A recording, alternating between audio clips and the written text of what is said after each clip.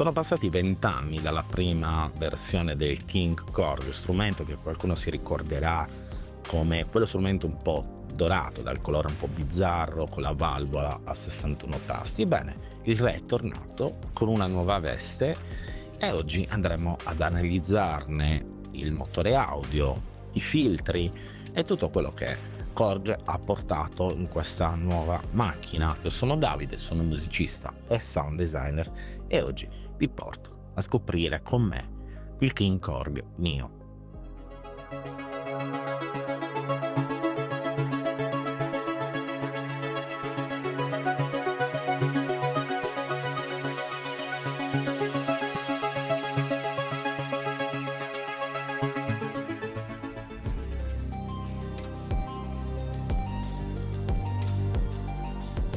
Per quanto riguarda il design, lo strumento si presenta con uno chassis totalmente in plastica, però devo dire che è abbastanza resistente, strumento che ricordo pesa sui 3,5 kg, quindi fa della trasportabilità la sua sicuramente arma vincente, e presenta appunto un pannello ricco di controlli che ci tornano utili soprattutto per interagire durante i nostri live o addirittura anche per quanto riguarda le fasi di programmazione, che su questo strumento sono veramente state semplificate e non poco.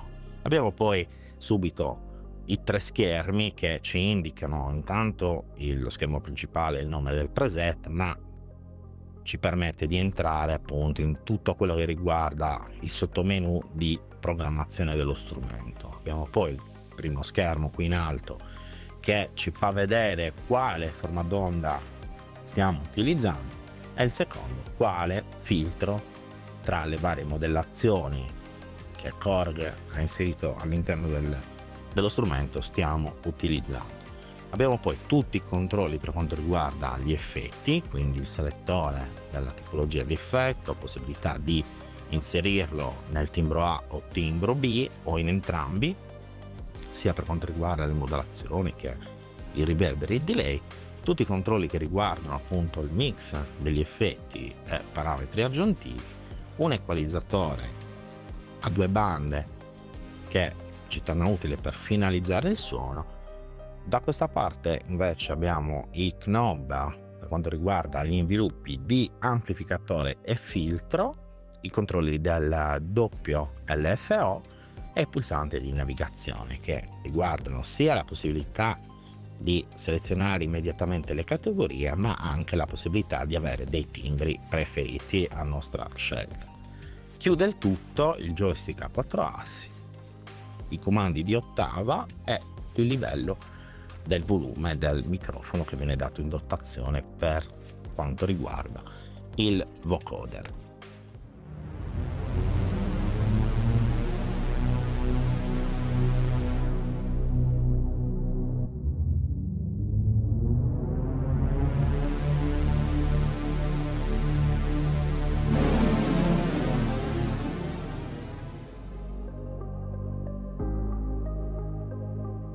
Ma andiamo a esaminare quello che è il motore audio, che è la parte poi più interessante. Abbiamo la possibilità di scegliere tra 3 oscillatori, quindi di utilizzare 3 oscillatori contemporaneamente per timbro A e timbro B, quindi per un totale di 6 oscillatori che vengono ben gestiti dalle 24 voci di polifonia, e per tutti gli oscillatori è possibile selezionare tra le classiche onde VA praticamente, quindi onda detta di sega, triangolare,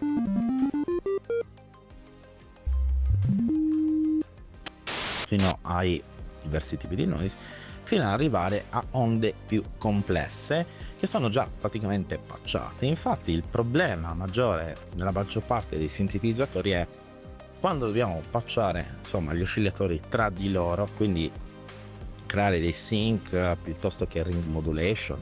In questo caso Korg ci viene incontro, magari sacrificando un po' quello che è la profondità degli interventi possibili, però di fatto velocizzando tantissimo quello che è la programmazione. Infatti questo strumento è estremamente veloce da programmare.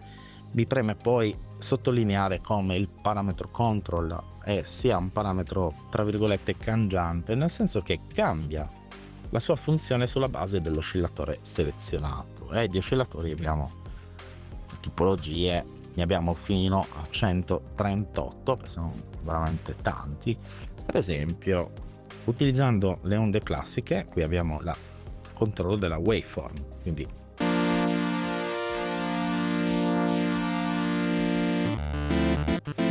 se andiamo però ad esempio sui dual saw, andiamo sul unison, qui controllerà il detune. Se andiamo sul ring,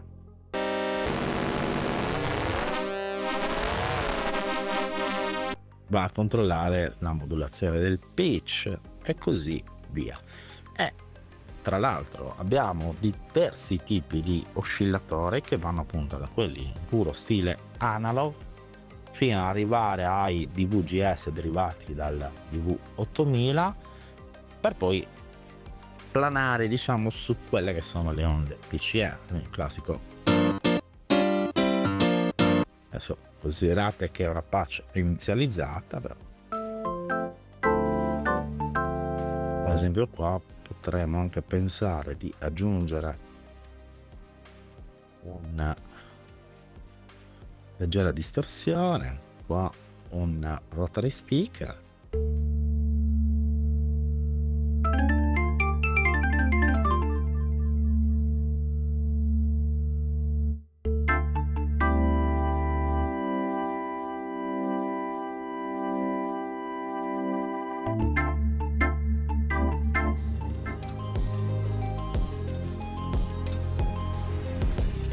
invece per quanto riguarda i filtri abbiamo ben 18 modelli, diciamo così, perché qui Korg ha fatto veramente un lavoro di modellazione importante, che vanno appunto dal classico filtro proprio del King Korg fino ad arrivare al P5, quindi siamo territorio sequential, Oberheim, MS20, quindi se vogliamo un filtro decisamente più aggressivo, per passare poi ai filtri passa alto e passa banda, per un totale di 18, quindi la scelta è veramente ampia.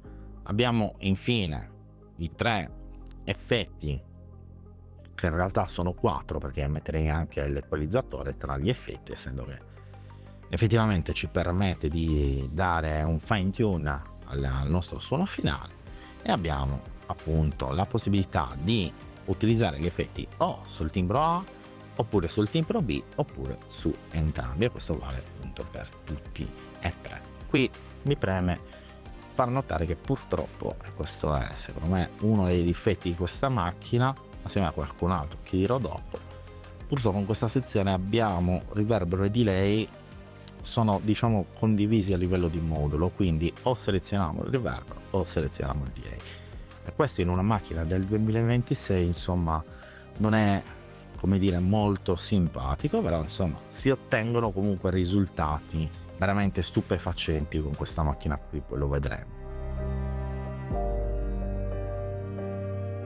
Per quanto riguarda l'arpeggiatore, insomma abbiamo classici tipi di arpeggiatore, ma in questo caso possiamo fare anche una cosa piuttosto interessante, che è quella di accendere o spegnere i vari step. L'arpeggiatore ha 8 step, purtroppo anche qui non c'è uno step sequencer, mi sarebbe piaciuto, ma comunque attraverso questa pagina raggiungibile dal sottomenu abbiamo la possibilità di attivare o disattivare appunto gli step che vogliamo, quindi per esempio così,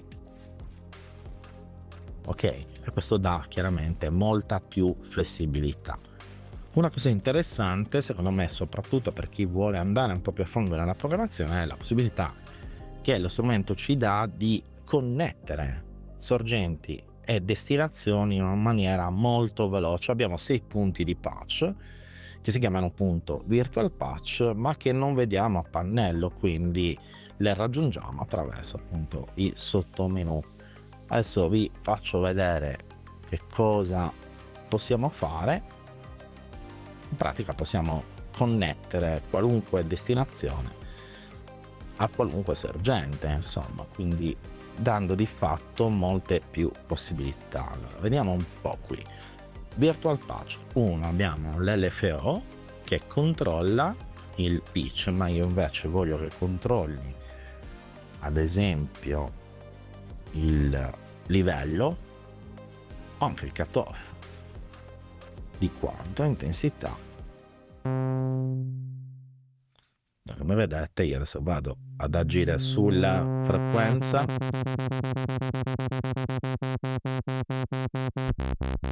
per esempio.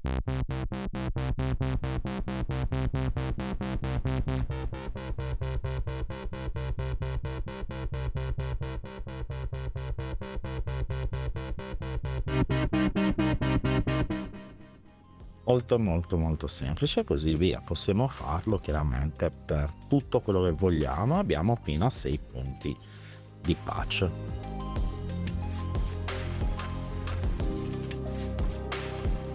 Poi andrei a sentire qualche esempio e trarrei poi infine le conclusioni.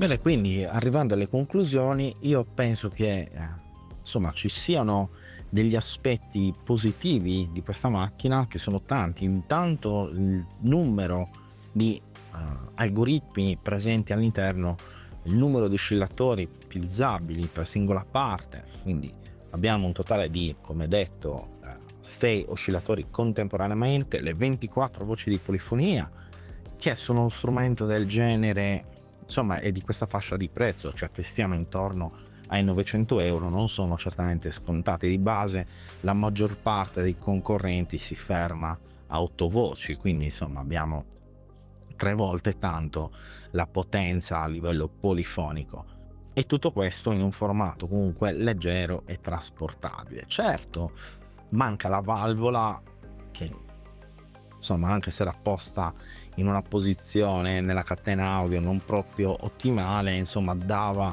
quello spessore analogico in più alla prima versione di King Korg, ma è stata sostituita insomma da effetto digitale, che magari non è proprio la stessa cosa, però evita magari un eccessivo rumore di fondo e comunque è più controllabile e soprattutto salvabile in una configurazione diversa, quindi con un'impostazione diversa per ogni tipo di preset, quindi insomma ci garantisce certamente più flessibilità. Ma ad essere onesti, ci sono anche dei punti che non mi sono piaciuti particolarmente. Il primo è il fatto di avere riverbero e delay nello stesso modulo. Questo in uno strumento del 2026 non è molto simpatico, perché comunque non posso utilizzarli assieme, devo scegliere o riverbero o delay. Poco male, insomma, lo strumento si fa suonare tranquillamente anche così, però avrei preferito insomma un altro modulo, uno per il delay e uno per il riverbero separato. Un altro aspetto che avrei voluto, diciamo, diverso è il fatto della tastiera. La Keyblade infatti è sensibile alla velocity e anche al rilascio della velocity, ma non è sensibile all'aftertouch, sebbene però la macchina lo riceva via MIDI. Quindi tirando le somme vale la pena valutarlo nel 2026? Beh, io direi assolutamente sì, non fosse altro per la grandissima varietà timbrica che lo strumento ci permette di ottenere. Possiamo passare dai pad più caldi e avvolgenti fino a suoni veramente acidi e aggressivi, e questo sia in sede live che all'interno di uno studio di registrazione, piuttosto che il vostro home studio, piuttosto se fate produzione. Insomma, è uno strumento che terrei in considerazione. Quindi se siete interessati vi lascio il link in descrizione, così potete avere tutte le informazioni. Ma siamo arrivati alla fine, quindi non mi resta che ringraziarvi per essere arrivati fino a qui. Ringrazio di cuore Algameco per avermi fornito la macchina per la realizzazione di questo video, e se vi è stato utile o vi è piaciuto vi invito a lasciare un like, a commentare e iscrivervi al canale in modo da supportare quello che faccio. Detto questo, ragazzi, io vi saluto e ci vediamo alla prossima recensione.